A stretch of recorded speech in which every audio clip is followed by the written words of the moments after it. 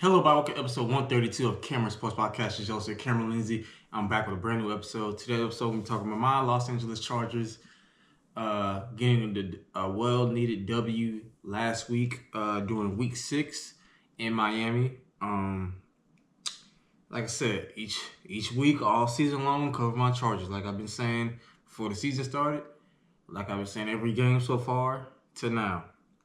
But let's get right into it. So the LA Chargers defeated the Miami Dolphins 29-27 last week during Week 6 with a game-winning field goal to improve to 4-2 this season. I thought it was a much-needed W. Like I said, I said even though we're going against a Miami team that was 1-4, just came off a heartbreaking loss to the Carolina Panthers on the road. I said we can't take this team lightly because we ain't been playing well the past 2 weeks. Only scoring 18 points against a mediocre Giants team. Only scoring 10 points against the Commanders team at home. And I'm like, this is a much-needed W. Like I said in the last episode that I talked about my Chargers. Excuse me. I said, at this point, I'll take any type of W. Where it's a 1-point win, a couple touchdown, whatever, field goal, I'll take it. Win's a win. And like I said, I was happy. Really during the game, it was a point where we was up 26-13 early in the fourth quarter. I was like, okay, we might win this. And then the Dolphins came back. It was 26-20. I was like, okay. And then they got the ball back with like a minute, 2 minutes left. I'm thinking like, okay, maybe we can get the ball back with a minute left. They scored a touchdown. Darren Waller wide open in the end zone. I said, dang, man. I said, well, what can you do? At least we tried. We played better than we did against the Commanders, but we're just going to have to take a third straight L. And lo and behold, my quarterback, Justin Herbert, a.k.a. J. Herbo, as I like to call him, came up with another game-winning drive, which is his 18th game-winning drive since 2020, which is the second most in the NFL, only behind Patrick Mahomes, who has 19. So for people that say Justin Herbert is not clutch in key moments, is wrong. Now, granted, that playoff game against Houston, unacceptable. I can't defend that. But the Jacksonville one, I don't think that was on him. That was on Brandon Staley, our former head coach, his decision-making. But Herbert played amazing. He went 29-38, 264 yards, 2 touchdowns, no interceptions. He played phenomenal, especially on that game-winning drive. The pass to lap, he avoided pressure. I thought looked like going back and watching the highlights, he almost got sacked. Escaped the pressure, shook the defender off, threw the ball to McConkey. McConkey stopped on a dime and took off with that 4.3 speed he has. And like I said, you would think if you probably see somebody like Larry McConkey, you probably wouldn't think he'd that fast. And seeing him come out of college a couple years ago at Georgia, I didn't think he was. I thought he was like, probably a decent, maybe a slot receiver or something like that. But nope, he got 4.3 speed, legit fast, and is great after the catch, great with his route running. And he took the ball well into field goal range. I was like, yes. I was like, ooh. Because I had my heart pounding because I'm like 40-something seconds left. I'm like, yeah, average the horrible offensive line. We probably not going to get in field goal range. But it took no time. But I want to talk about a player that shocked me because, like I said, we lost Najee Harris before the season started. One of our running backs. We lost our rookie running back we drafted in the first round in this year's NFL draft, Mario Hampton out of North Carolina. Kimani Vidal, he had 18 carries for 124 yards and 1 touchdown catch. He played amazing. The O-line, shout out to them. Great run blocking. I did not see that coming, especially with the way we've been struggling to run the ball most of this season. And with Mario Hampton being down and we having a much help we need at the running back position, even though it's been reported that my Chargers are looking to shop to trade for a running back around the trade deadline. I think we do need to add depth, because we're really hurt at that position. but he played it amazingly. Stepped up big for us in this game. Again, speaking of Lad McConkey, great game. 7 catches, 100 yards, and a touchdown. This was his breakout game this season. Like, he had some good games, but he finally broke out this game. He stepped up big time, especially with Quentin Johnston being out this game. And he stepped up just like he did last year, his rookie year. But I do want to talk about the pros in this game. Like I said, now last time I said none. There was none because there were no pros. Because we put up 10 points against the Commanders, and those 10 points came in the first half. It was 10-0, like the first quarter, like maybe early second, and we didn't score no points out of that. There was no pros. But not this week. We got some pros right here.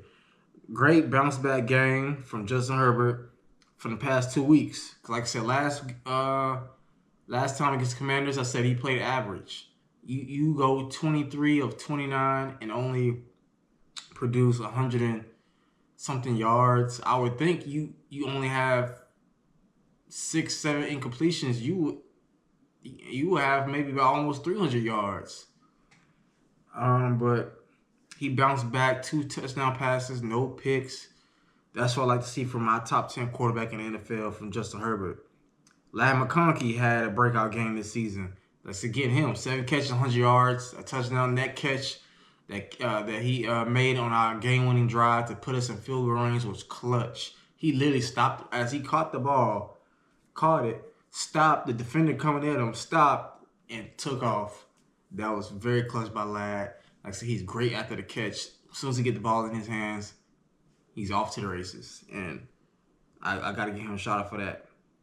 And lastly, our defense caused 3 turnovers this game. Like I said, all 3 picks. Now, I will say this.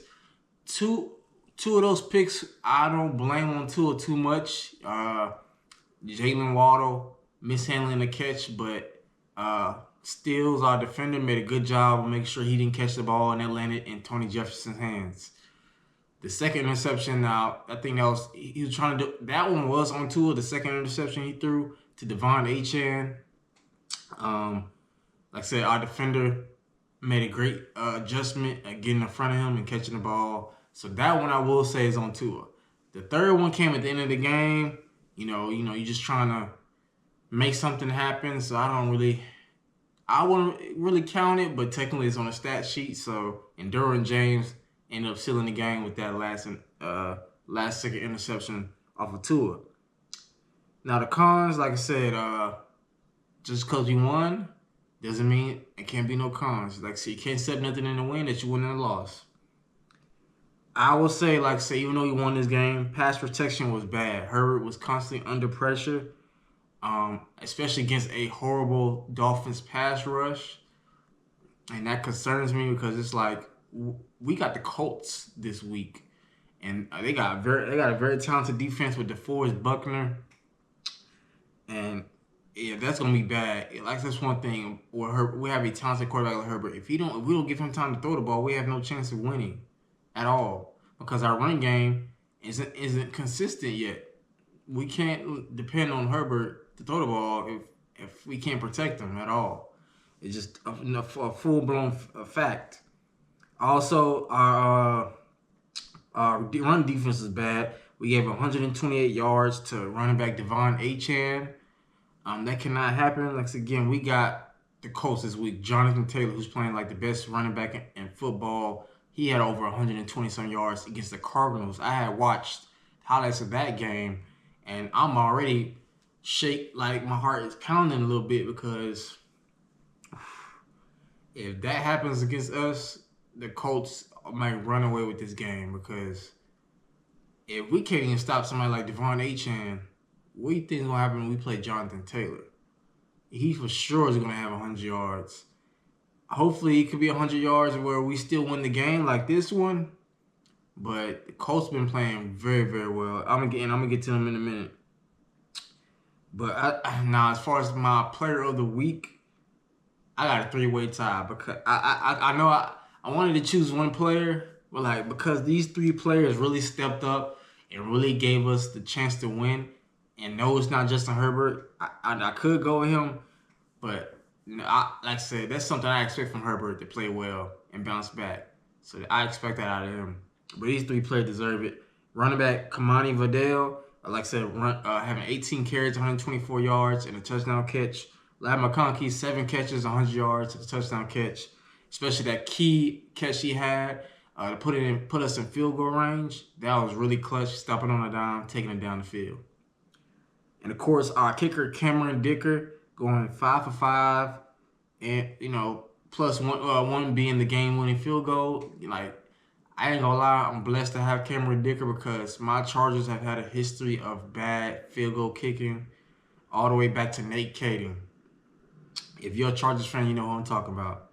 Nate Kading, it been games where we lost. I've seen us lose because of field goal kicking, missing at the last second, like heartbreaking. I remember I watched a replay of it. The 2006 divisional round against the Patriots. We was the number 1 seed and had a chance to tie that game or win it. I think, yeah. And he ended up missing the field goal. So, yeah, we had some rough moments, and Cameron Dicker, as we call him, Dicker the kicker, has been really clutch lately, kicking it from long distance, 58-plus yards, and he's coming in clutch. So I have faith in my kicker now. If we can get in situations where we need a win, we need a field goal, I have some faith in him. And like I said, I think he definitely deserves it. Like I said, kickers deserve love, and I'm giving some to mine. Like I said, Kimani Vidal, wide receiver McConkey, and kicker Cameron Dicker are my players of the week. I got 3-way tie. And like I said again, now our next game is this Sunday against the Colts at home. I am nervous now, but when I did my schedule predictions, I had us beating the Colts easily because I didn't fear Daniel Jones. It's a reason why the Giants didn't want him. He had one good year in New York. The Colts, like, they got talent, but if your quarterback position is not good, you're gonna be terrible. Look at the Browns. They got a great defense that plays amazingly. They got some good skill players. Jerry Jeudy, Quinshawn Judkins, David Njoku. They got some talent. They got some skill players. But if that quarterback position is average or below average, you're not going to win no matter how good your defense is. I know defense wins championships, as we like to say, but they can't score points every possession. This ain't the 2000 Ravens where all they needed to do was put up 13 points, and they'll win the game. No, if you put up only 10, 13 points today, you're going to get blown off the field badly. And not even close. You need a good quarterback play. You don't have to be elite, but good quarterback play. Look at the Eagles with Nick Foles. When Carson Wentz went down, Nick Foles wasn't elite, but he played amazingly in that playoffs and in the Super Bowl. Joe Flacco wasn't elite, but when he was in the playoffs, he played great. He was flawless that year they won the Super Bowl in 2012. So you need good quarterback play, and that's the reason why I had us winning this game easily against the Colts, because I think like the Colts are not going to be good. The AFC South division is going to be horrible. The Texans probably going to win it, even though their offensive line is horrible. Boy, I did not see this coming. The Jags and the Colts are both 5-1, 4-2. Good records, basically, and yeah, right now the Colts are the number 1 seed in the AFC. I didn't see this. Jonathan Taylor's playing like the best running back in football. Now, that doesn't surprise me because he's a really great running back. Colts do got talent on offense. Michael Pittman Jr., Josh Downs, the rookie tight end, Tyler Warren out of Penn State, and A.D. Mitchell, their second-year receiver out of Texas, third-year receiver out of Texas. So they have talent on that offense. Defense, like I said, again, Kenny Moore, DeForest Buckner. They have talent on that Colts roster. It's just a quarterback position. Anthony Richardson steady. Speaking of him, I don't even know how some type of injury. I forgot. Off camera, I remember, but somehow he hurt something or tore something during warm ups. Like how? Yeah, you definitely ain't getting your job back. I told Street, one of my coworkers on first shift, who's a Colts fan.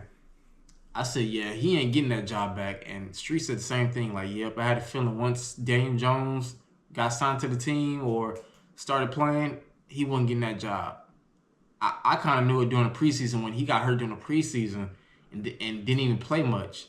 Like, but now the way Daniel Jones is playing, there's no way he's getting that job back at all. I think his time in Indy probably might come to an end this offseason.